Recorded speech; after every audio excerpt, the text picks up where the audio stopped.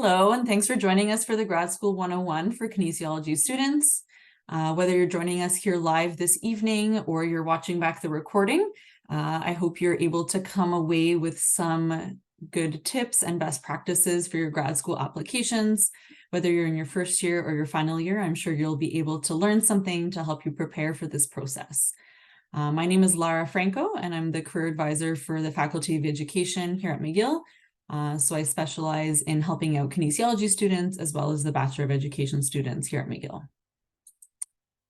So in my part of the session today, before we enter the Q&A portion at the end,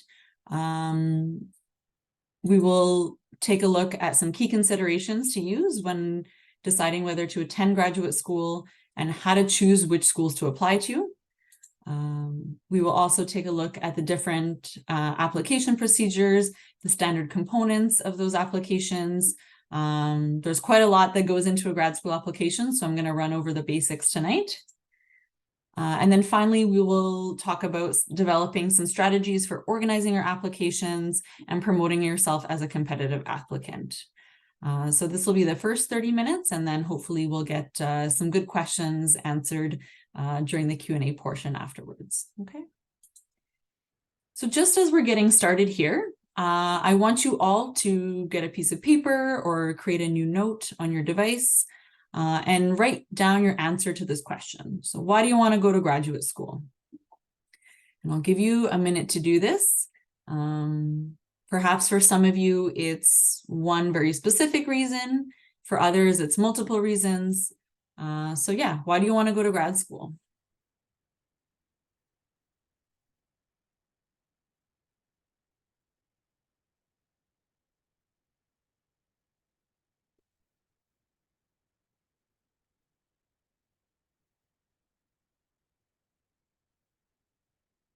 All right, I hope you've been able to write down a few ideas. I'm going to go over some additional things to consider, some more specifics. So are you going for the right reasons, right? So are you going because you have a really strong interest in a subject area, or because it's required for a type of profession that you're looking at? Does it align with your career goals? Will this graduate school experience assist you in meeting those career goals?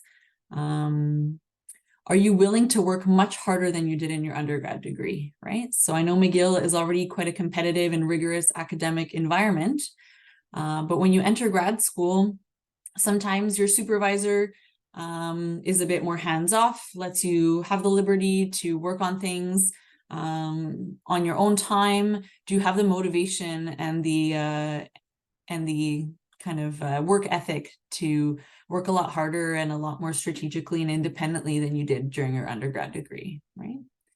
Another question you could ask yourself is, do you have the motivation for another 2 to 7 years of school? So again, whether you do, a master's degree or whether you bridge that into a PhD program, it could take several years to get all that done. Most of you have probably been in school since kindergarten nonstop. So do you still have enough energy and enough, passion for learning to continue for another 2 to 7 years? Another question to maybe think about is, can you afford grad school, right? Are you going to have the financial means to continue, pursuing this? Or maybe do you want to consider going into the workforce for a year or two and then coming back to this option, taking some time to reflect on that? Do you have the academic and personal qualities to succeed, right? So do you find, that your study habits are really great and you're very motivated when it comes to school, when it comes to your coursework at McGill? Are you well organized? These are all things that a successful grad student needs to have. So some things to consider there as well. And then finally, are you doing this because you don't know what else to do, right? So, in general, if you are feeling quite lost, you're not quite sure, what you want to do after your kinesiology degree, you're thinking, oh, I'll just do a couple more years of school and then that'll help me figure it out. Not necessarily, right? Not in all cases. So maybe that's not the right reason for you or right motivation for you at this time. Okay. So take some time to reflect on this. This is a big process. It's not just you involved. There's a lot of other key factors and key players when it comes to compiling a graduate school application, when it comes to completing graduate studies, which we'll get into as we further this discussion tonight. So there are, obviously some positive reasons for wanting to go to grad school, and then maybe some reasons to think more about. Again, McGill is quite a rigorous academic environment, and there might seem like there's a lot of emphasis on it, and it might seem like everybody or all your fellow students are applying to grad school.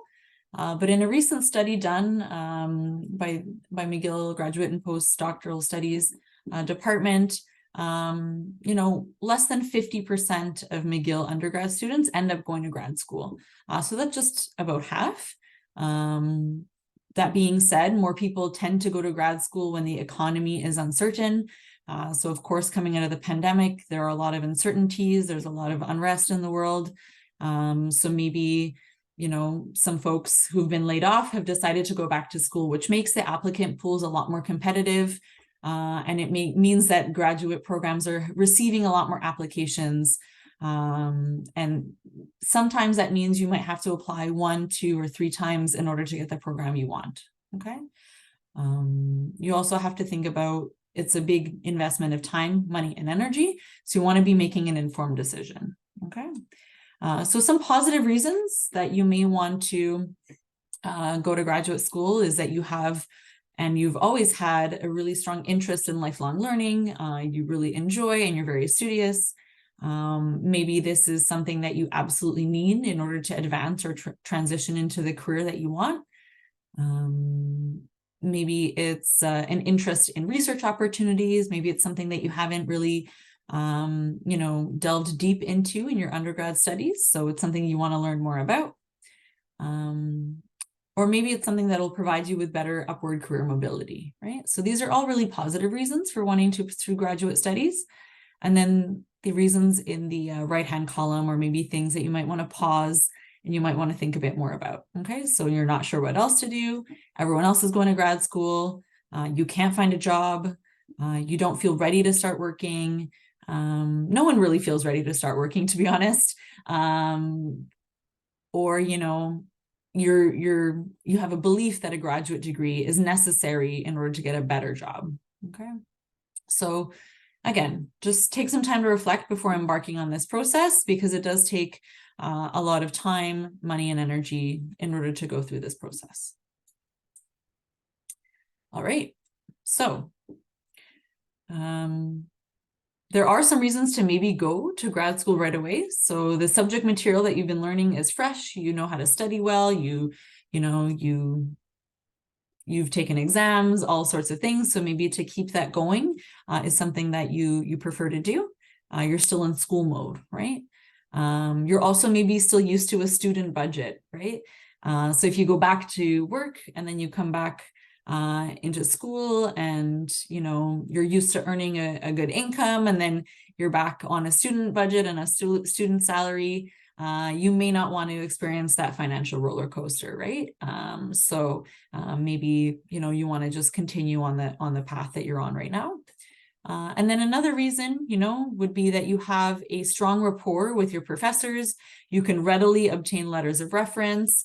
Especially in the kinesiology program. It's quite a small program, so you probably know most, if not all, of your course instructors and professors by name.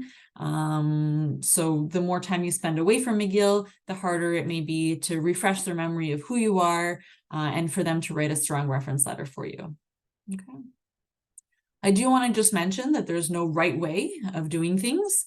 And, the thinking has evolved. So many people do take a year or more to reflect and to really make a good decision before entering grad school. So I'm going to talk about the other side right now. So, going into the workforce and then returning, right?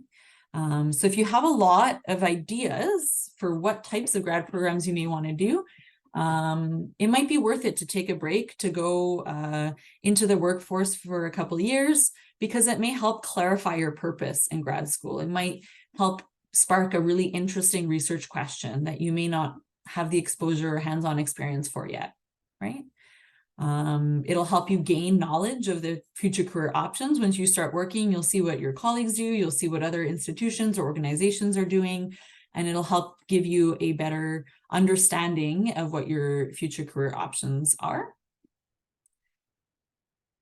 It'll also help bring experience to your degree. Again, that industry knowledge, how things work in the real world versus how they just work on paper or through research that you've been reading in your undergrad degree. It also gives you time to prep for any mandatory exams that are required by this graduate program. Again, right now, you're in a very rigorous academic program, so to stay on top of your coursework, exams, and then think about taking additional exams and preparing and studying for those might be a big feat for you at this moment, might be too much to put on your plate. If you do enter the workforce, it gives you a good opportunity to earn and save money so that you have a bit more financial stability heading into your graduate program. Sometimes, for example, for an MBA program, you need to have a couple of years of work experience. It's a prerequisite for the program. So again, you'd have to, at that point, take a break. They probably wouldn't accept you straight from an undergrad degree. Okay. And then finally, you know, if you do work in between, it could improve your career prospects in the long run, because if you think about it, you know, you have gone into the workforce, you've gained industry knowledge, you have something to add to your CV, then you go to grad school. Once you finish grad school, you're going to be a couple steps ahead of those students who went straight from their undergrad to their grad program, right? You'll have work experience on your CV.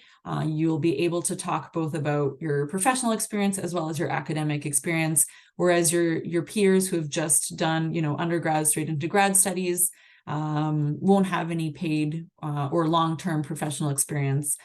So you would have a leg up on them when you're applying to the same jobs, for example. Okay, so hopefully this gives you an idea of both sides. You know, there's, like I said, there's no right way of doing things, whether you do it right away or whether you take a little break. Both are okay options. So I wanted to discuss as well that there are different types of degrees at the graduate level. Most of us just think, oh, I need to do a master's program, but there are also postgraduate certificates or diplomas. There's also professional degrees, so those would be leading towards a particular type of profession. There could also be the masters, which are more research or subject area focused, whether it's thesis or non-thesis, or the doctorate, so the PhD programs. So just to get into those programs a little bit more, graduate certificates or diplomas are becoming a lot more popular these days because they are a little bit shorter than a full master's degree. So they still require you to have an undergraduate degree as a prerequisite, but they take about 1 to 2 years to complete, and they're typically highly specialized for a particular type of profession, right? So they could include a lot of coursework that's specific to that field of study, and also could potentially include a practicum, so a hands-on field experience, a co-op opportunity, some type of supervised experience in that industry, okay? So at McGill, there are 52 graduate certificates and diplomas available, everything from entrepreneurship to international leadership, mental health theory, the list goes on. But again, they're kind of short add-ons to your undergrad degree that you could take with you, and then that can make you a bit more marketable to employers in the future. A lot of these graduate certificates are also designed that you can take them while you're working, so that again gives you a leg up that you're going to continue studying while you complete some work experience as well. I'll just list a few that are available at Concordia as well. So if you're interested, at Concordia, they have business administration, journalism, communications, translation. Again, the list goes on. So graduate certificates are a quick way to kind of boost industry knowledge in a particular sector, but also could be, again, a way to fill that time if maybe you don't get into the master's program you want the first time round. This could be a way to fill that gap year. Okay. There are also master's non-thesis programs. So again, those might be more professional leaning. things like physical therapy, occupational therapy, speech language pathology, the list goes on. So those could be between 1 to 3 years, depending on the program. Again, they would include mandatory coursework, usually would include a practicum or an applied project, okay? And then a thesis would be if you're interested in researching a specific topic, whether it's in kinesiology, exercise science, sports psychology, physiology, etc.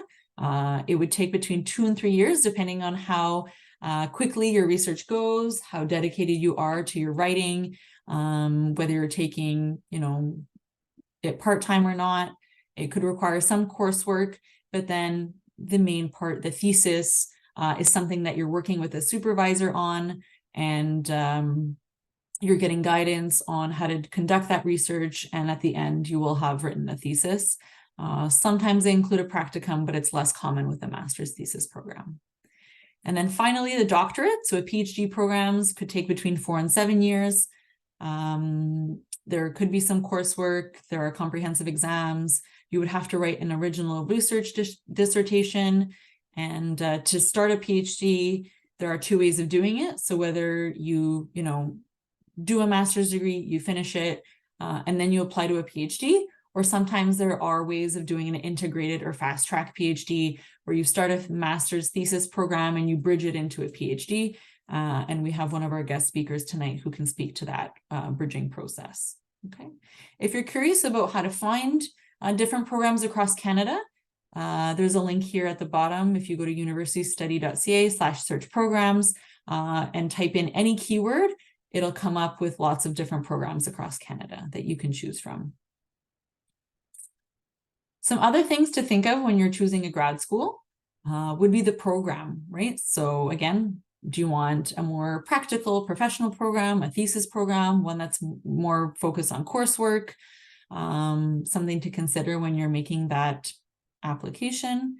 What are you trying to get out of grad school? Are you trying to get into a particular type of career, or are you trying to strengthen and deepen your knowledge in a particular area? You might also want to think about who your supervisor would be. So which professor or which faculty member would be supervising you through the process. Oftentimes it's a good idea to network and to reach out to folks and have conversations with them, ask if they're taking any more master's students, what their research is on, whether your research interests align with theirs, etc. Because if, you talk to them and your research interests aren't the same, then you might want to think about another school or another program. You may want to think about the department. What are their recent grads doing? How long does it typically take to complete a degree in that department?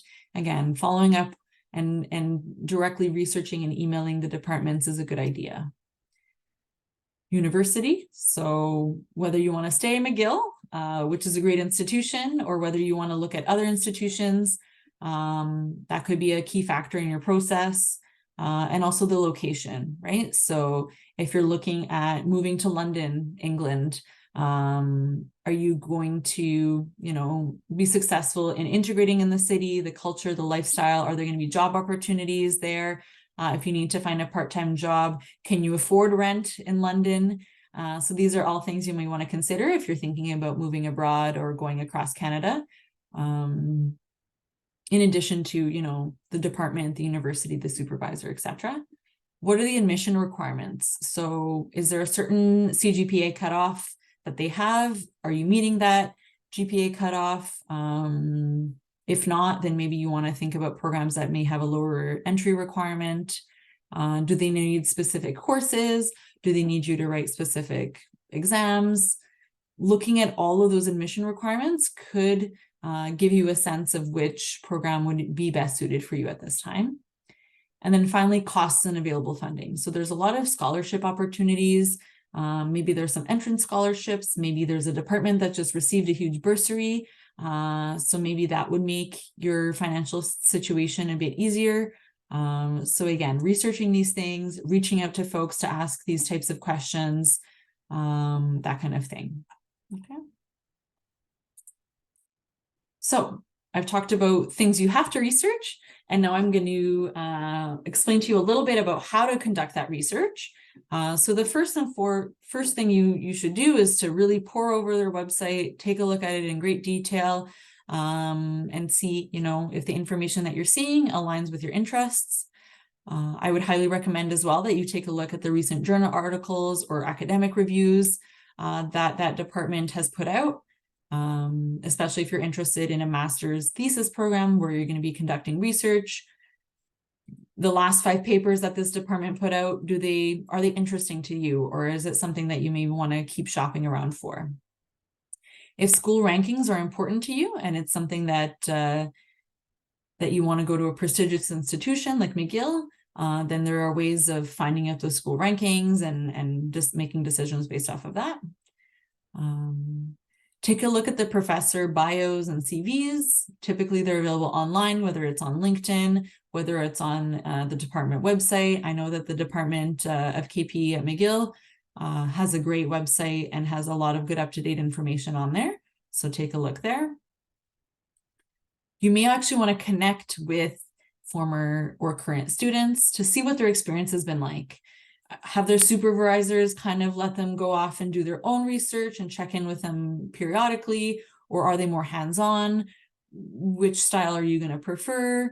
Again, reading something on a website and then talking to someone about their experiences are 2 very different things. So I highly recommend you use networking strategies, or you call up the department and see if you can talk to a current grad student and have them share your experience. And then finally, the LinkedIn alumni tool. So if any of you are LinkedIn users, you can go to whichever university's page that you're interested in, click on alumni or click on current students, and you can then kind of sort through the different departments and find more information that way. Okay. Finally, I know it's not listed here, but it's very important to ask questions and to correspond with the universities directly. Sometimes universities have what's called admissions or recruitment officers that you can give a call to. Their whole job is to talk to prospective students about their graduate or undergraduate programs. So reach out, send your emails, get your questions answered, ask any questions you have about the admissions process, the application documents, which professors are accepting students at this time. Find out who those admissions or recruitment officers are and make sure you're in constant communication with them throughout this process. So some options to consider at McGill after your kinesiology degree. So the obvious choice would be to stay within the KPE department. However, if you are planning on staying in the KPE department, they ask that you have at least 1 faculty member identified and willing to supervise you before you are accepted to the program. So my recommendation is to go on the KPE website, go under people and under research interests, and then you'll see what everybody's research interests are. And at the bottom of that page, it'll say whether they're accepting master's or PhD students for the next term. Again, you'd have to reach out and communicate your interest in being supervised by them and have conversations with them leading up to the application deadline so that your application comes supported with a supervisor already. Other departments also require a supervisor confirmation form. So speaking to McGill specifically, microbiology and immunology do require this type of form if you're wanting to apply to them. And then finally, for example, for those of you who are interested in physical or occupational therapy, you may need to do 1 additional year, what's called a qualifying year, before going into their master's program for 2 years. So we have Jenna here tonight to speak to that. All right, so now that we've talked about figuring out your motivation for grad school, whether it's right for you at this time or not, let's talk about the application process. So on the left-hand side, in bold, you'll see what's typically required in a grad school application. So most notably, there's always going to be an application fee. I just did a quick Google search before coming on this call this evening, And for the 2024 application period, the fee to apply to 2 graduate programs at McGill is $132.90. So it's not a huge amount of money, but it's not very little money either, right? So this is why you want to make sure that it's the right time for you to be making this application, because it does cost quite a fair bit. There might be some standardized forms you have to fill out, your name, your address, your background, etc. You'll have to submit your official university transcripts, a personal statement or letter of intent. Some programs have now moved to a video personal statement. So that's something you might want to think about. You'll need 3 letters of recommendation, sometimes 2, sometimes 3, depends on the program. And then you'll also have to likely submit an academic CV. So an academic CV, is quite different than one that you would use for job search. So again, all of these things take time to prepare. On top of all your schoolwork, maybe you have a part-time job. It takes a lot of time and effort. So you want to make sure that it's the right time for you to be putting this together.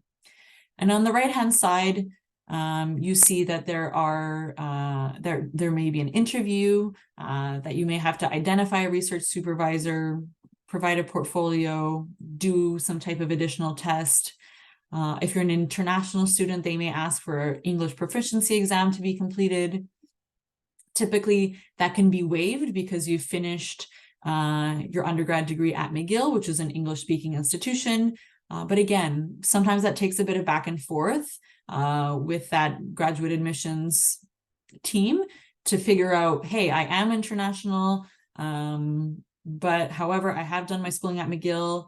Do I still have to pay for and study and do an English proficiency exam, or is my degree at McGill enough? And then finally, again, if you're looking at international opportunities, you want to go abroad for your graduate school, sometimes they want you to have that study permit ready to go with your application.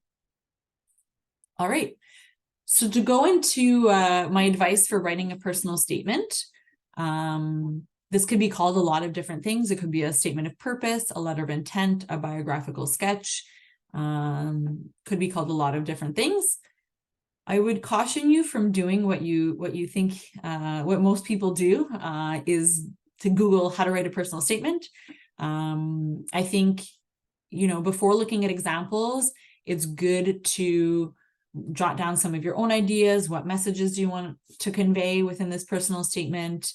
That kind of thing, before you start reading things and then maybe getting ideas from other people that aren't necessarily your own. Okay.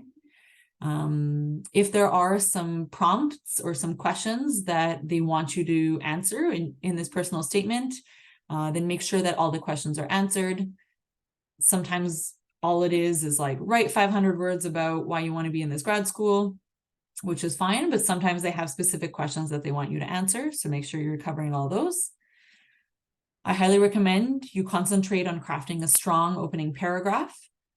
So there are many, many times when I'm reviewing personal statements with students that start off with, my name is so-and-so, and I'm finishing the kinesiology program at McGill University.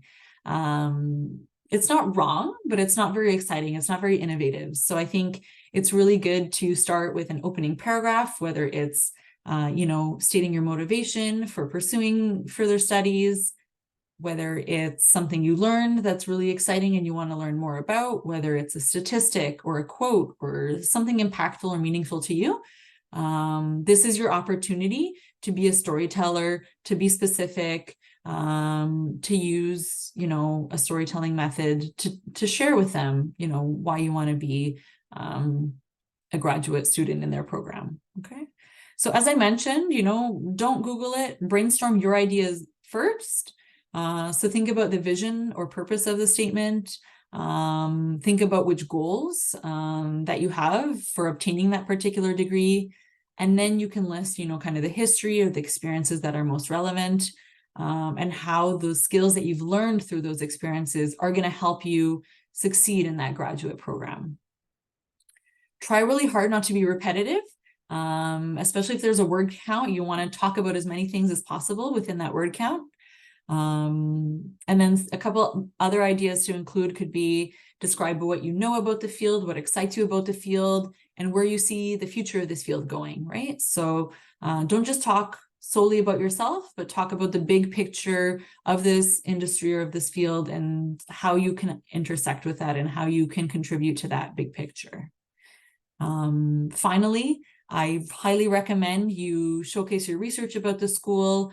If, by the end of the personal statement, it's not clear to them why you want to go there and not anywhere else, then, you might want to revisit that and say, I really want to continue my studies at McGill for X, Y, Z reasons, or that kind of thing. Finally, write well, write correctly, get feedback when you can. This is a writing sample. This is a sample that's going to demonstrate to them whether you're ready for grad school or not. And I highly recommend you get it reviewed by a career advisor, so myself or somebody at CAPS, by a professor, by a friend or a family member, just to make sure it's representing you in the best way possible and that you haven't had any spelling or grammatical errors. So letters of recommendation. These are a really important part of the process as well. And as I've mentioned throughout tonight's session, it's not just you who is part of the process for applying to grad school. It's a lot of other people, right? So it's people that you're reaching out to ask if they can supervise your research. It's people that, your current course instructors or professors that you're asking for letters of recommendation. So this is why you want to be sure that it's the right time for you, because there's a lot of people involved in this process. So again, depending on which school, which program you're applying to, the number of letters of recommendation could vary. It could be 2, it could be 3, it could be 4. So making sure you're checking how many you need, and then check if they need to be academic, whether they have to be from a work experience, whether they can be a personal mentor, and making sure you're fulfilling those requirements. And really don't be afraid to ask professors. This is part of their academic mandate. It's not a favor, it's part of their job. So make sure you're asking and making sure you're giving them at least 4 weeks minimum. The earlier, the better. Especially like I mentioned earlier, because of the pandemic and coming out of the pandemic and a lot of economic uncertainty right now, the volume of graduate applications is much higher than we've seen in other years. So ask early, because some professors last year were getting asked like 20 times, and the 21st, 22nd person, they kind of said, you know what, I reached my limit. I can write the 20 that I've been asked so far, but please, could you find someone else to write you this letter? Okay. Especially in a small department like Kin, you want to make sure that you're asking early. Provide clear and specific information to the referees, list the schools you're planning to apply to, the deadlines, how they're meant to be submitted, guide them with specific points that you want to include, send them reminders. If they request and transcript your academic CV, to see your personal statement, make sure you're sending those as you're asked for them. And then finally, remember to be grateful. So send the thank you email, write them a little card, drop it off during office hours. Even if you don't get into that grad program that year, they'll remember that you were grateful, that you were informative during the process. And if you have to ask them again next year, they're more likely to say yes. Okay. So some tips for your application. Allow yourself enough time to compile a strong application package. It is time consuming, energy consuming. If you're rushing through the application, you're trying to put all the pieces together last minute, it could lead to burnout. So I don't recommend that. Writing a good personal statement, putting together an academic CV takes time, takes a lot of revisions. So make sure that you're not rushing through that process. Checking deadlines for funding and scholarships. Sometimes you have to apply for scholarships at the same time that you're applying to the grad school, which is a bit counterintuitive. Sometimes you think, oh no, I need to get in first and then I'm going to look for funding. But sometimes you have to do those things in tandem. So again, you want to make sure you have enough time and energy for that. And then my recommendation is to forge connections. So maybe you want to pair yourself with a friend who's applying to the same program, because the process can be very time consuming. You can talk to them about it. You can vent to each other. You can talk about what you're going through. And again, reaching out to those recruitment officers or admissions officers. Maybe you can take turns emailing them and getting your questions answered, and then sharing that information with each other. Okay. Again, sometimes you don't get in the first time, which is totally okay and totally normal. Sometimes it takes 2 or 3 applications to get into the grad program you want. Oftentimes I get asked the question of how to strengthen your application. So I recommend you could reach out to professors or PhD candidates and offer to volunteer with their research. You could do that even now. If you're in this session and you're in your first or second year, I would recommend you do that so you can add that to your CV. You could gain work experience in that field. So again, whether you're a current student or you're graduating, try and find relevant work experience so that your application is better received the next time. Don't just do the bare minimum academic requirements. Don't just go to your courses and go home. Try and attend seminars, go to networking sessions, attend conferences. All of those things you could put on your academic CV. And again, it'll demonstrate that you're involved in more than just your bachelor's degree courses and that you've made an effort to engage with the field in other ways. Okay. Find a mentor. So there's a couple different mentor programs at McGill. So maybe somebody in the industry or the field that you're interested in could give you advice. Meet with program directors or professors, like I mentioned earlier. And then again, contact those recruitment officers or admissions officers to get the most up-to-date information. So just want to draw your attention to 2 upcoming events that might help you with your decision making. So the McGill Open House is this weekend, Sunday, October 22nd. So if you're interested in staying within the kinesiology department, or whether you want to go to physical therapy or medicine or dentistry or nursing, wherever you want to go, I encourage you to go to Open House. They're going to have their admissions people there, and they're going to be able to answer your questions about the programs in real time.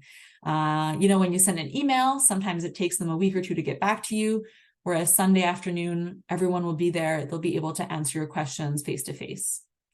And then in a couple weeks' time, on Monday, November 6th, AUS and SUS, the Arts Undergraduate Society and Science Undergraduate Societies of McGill, are co-hosting the Graduate and Professional Schools Fair. So they're going to be inviting graduate and professional schools from across Canada and internationally to the University Centre Ballroom. So again, you can walk around and get your questions answered face-to-face during that event. All right. So that's the end of my section of the presentation. So now I'd like to invite Jade and Jenna to introduce themselves. And I'll invite you, the students, to either turn off your microphone and ask them your questions, or put them in the chat and I will read them out. Okay, so why don't we start with Jade? Why don't you introduce yourself to the group here? Hi, everyone. I saw the list. I know a few people in the group today. I've TA'd or graded some of your stuff in the past. I'm a current PhD student in the kin department. I did a fast track, so I didn't actually finish my master's. I went right from the master's to PhD without finishing the master's. And my supervisor is Selena Sheed-Bergdahl. I'm open to all questions and feel free to ask anything you like. All right, go ahead, Jenna. Hi. So my name is Jenna. I graduated in the kin department, the bachelor kin department of McGill last year. So I don't know if anyone recognizes me.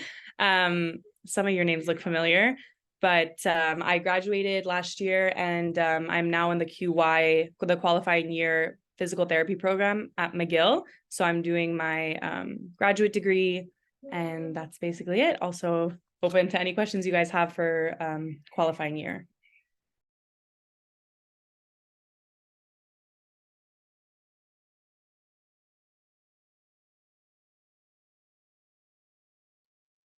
Does anyone have any questions?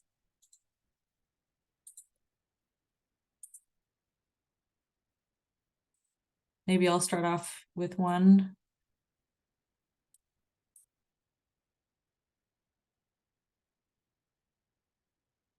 what are some of the differences you see between the undergrad studies that you did in kin and your day-to-day when it comes to graduate school?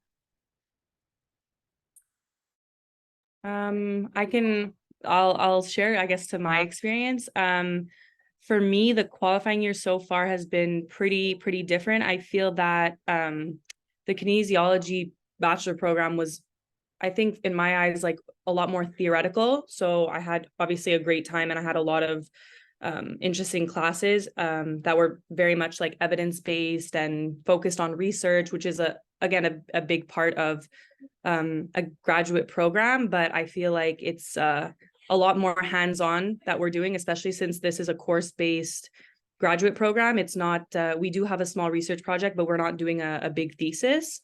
So it is very fast paced, and a lot of practical hands-on labs. We have really long labs. One of our classes, we have like a 5-hour hands-on lab twice a week. So it's definitely a big jump up, and you really do have to be on top of self-management, and you need to be motivated to do the work. But the teachers are very much the same as kin. They were very helpful with resources, questions, all of that. But I guess the practical versus theoretical is the big jump that I felt between the two programs. My day-to-day looks very different from my bachelor's as well, but for different reasons. At this level, you're very much self-directed. So I have no classes anymore to take. So I'm just not in school, like sitting down. I don't really take notes, or no one's really checking on me. I don't have exams or anything to hand in. It's completely up to me. So I really make my own schedule. I've had to see my own patients for my research studies over the years. So I'm in charge of, booking those patients, seeing those patients, and really pushing my own work along. No one's looking over my shoulder to kind of check and say, hey, are you going to do that? Like, there's really none of that. It's completely up to me. And then I go to my supervisor when I need help or if I need guidance. So you really have to be motivated to do everything on your own, pretty much. And you're seen as like a professional at this point, and you're kind of honing your expertise in the specific area of kin that you've chosen. So being motivated, like Jenna said, to push things along yourself and not relying on anyone else, because if you don't have that internal drive, nothing's going to get done. So it's very much lighting your own fire and having the strength to go through with it, for sure. Thank you so much. There's a question specifically here for you, Jade. How does the fast track program work? Is it available in every program? So I can't speak to other programs. Lara can probably, she probably knows a little bit more than me, but I initially started the master's right after the bachelor's, and it doesn't always happen like this, but for me specifically, I was doing a project, and because of COVID, it wasn't super hands-on. So it was more retrospective analysis, not super exciting. And then another project presented itself to me to kind of take over, but they said, if you take over this project, you should do a PhD, because the level of work, the level of commitment was way above and beyond a master's. So, that was presented to me as an option, and I thought about it. And it's not just me who decides, my supervisor has to agree. We also take this decision to my committee to say, hey, listen, this is what I'm thinking. Do you guys think I can do it? Like, they really have to sign off on believing that you're able to take this next step, because it's not just another 2 years, it could be up to another 4 or 5 years. So it was a lot of conversations with my supervisor, my committee, the hospital, the administrative staff at our hospital, to see, is this something that I can do? Because I'm signing on for quite a lot more. So that's how it happened for me. But usually I would say, if you can prove during your master's that you're going to continue what you're doing during your master's, like you're really well on your way, then you shouldn't have too much pushback to do a fast track. Your supervisor has to be on board, obviously, but everyone will often warn you. The biggest risk of doing a fast track is if for some reason something changes in your personal life, you move away, you have kids, who knows, and you don't finish the PhD, then obviously you also don't have a master's. So you kind of come away with it with only your bachelor's, even if you've put 3-4 years into it. So that's something to think about. It doesn't mean it applies to you, but it's something to give thought to if maybe you've moved away from home to come to school, If there's something that interests you back home, you know, something that could pull you away from your studies, it's kind of a calculated risk you have to take. All right, I think that was a very thorough answer. Thank you. Is there any help with preparing for applications at McGill? So yes, there is. Jenna and I worked closely together last year, so maybe Jenna, you can talk through that process. Yeah, I had quite a few meetings with Lara about my application. For the application that I did for the QY program, there was the video portion, the CV, and the Casper. That was really all that we needed to prep for. Casper, there's quite a few different programs that require it. And for that, there's obviously resources online for that. People recommend like typing tests to make sure that you're able to answer thoroughly on time. That was one part of it that was a bit nerve-wracking, but for what I understood through the whole process, it's not the make or break situation. Even if you end up getting not the best Casper score, I know people who are in the program and they didn't get, let's say like third or fourth quartile. So it's really not the end all be all. I think what they're trying to find out is what you've put in during your bachelor years, like what experience do you have and how are you able to translate that experience into a good candidate? So even if the work that you have is not directly related to the physical therapy field, it's how are you able to implement that in, whether it be that you got a lot of experience with management or interpersonal communication skills, things even like research was a big thing on my CV. A lot of different things, even keeping like proper hygiene, just following regulations like COVID regulations. It's all within the healthcare system. So I think the CV was probably the biggest portion that they look at, as well as the video, the 2-minute video, which again, from what I understand, it's kind of the interview process, but they don't have time to interview every candidate. So the 2-minute video is just sort of like a video to explain why is it that you want to be in grad school? Why is it that you want McGill? It's important, I think, to show your interest in that specific program and how you feel that you would be an asset to their program.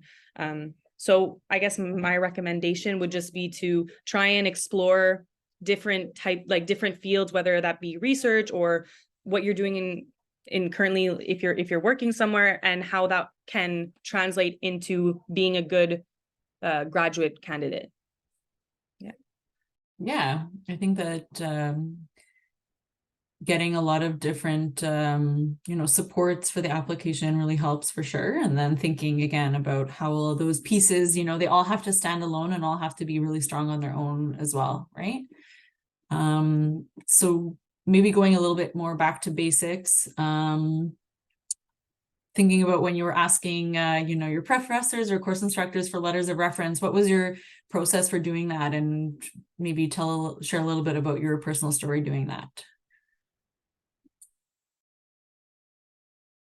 I personally didn't have to get any letters of recommendation for my application.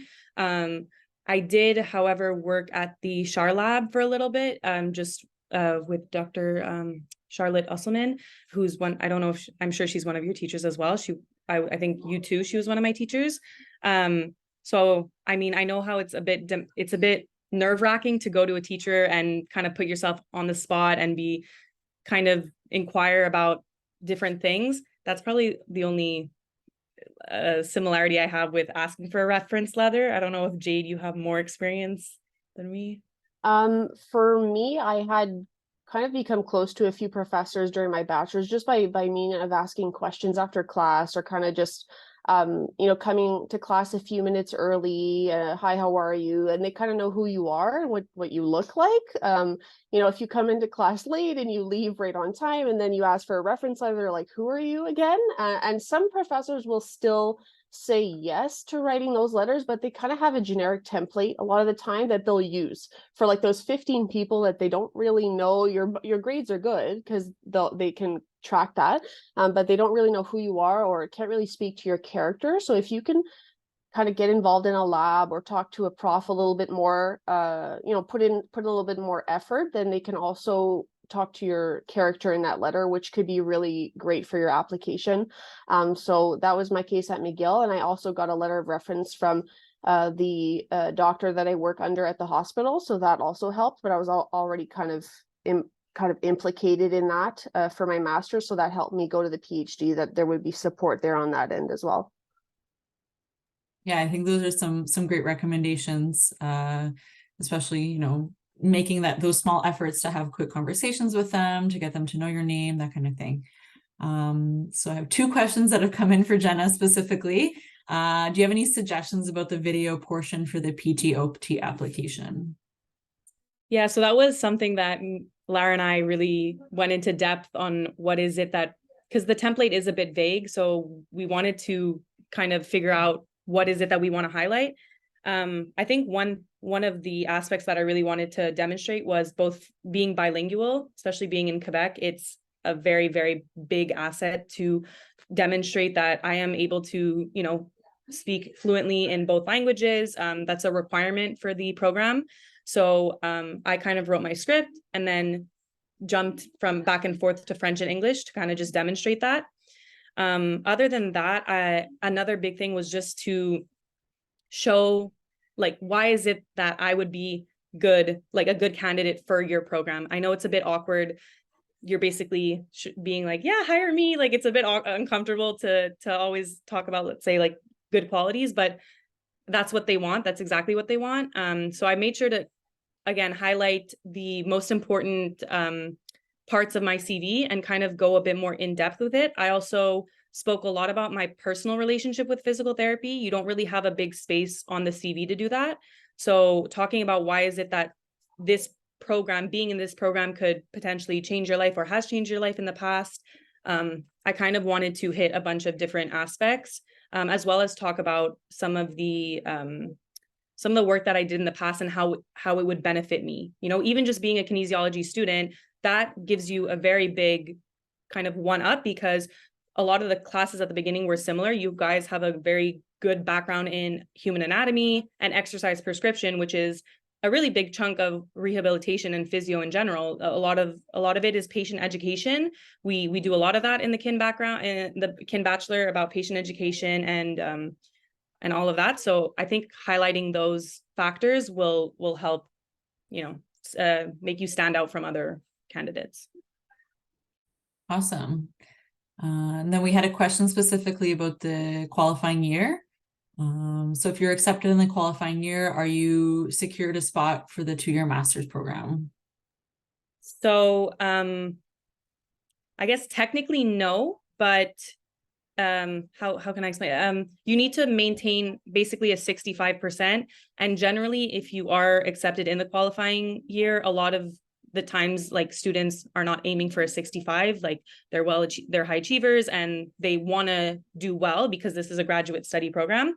You do have to technically reapply, but it's nowhere near as intense as the application process to get in. Essentially, it's from what I understand, it's you go online and just check a box that I am continuing the studies. So you don't have a secure spot, in the sense that if you get less than a 65, I believe you need to explain, I think maybe to the dean, why is it that you got lower.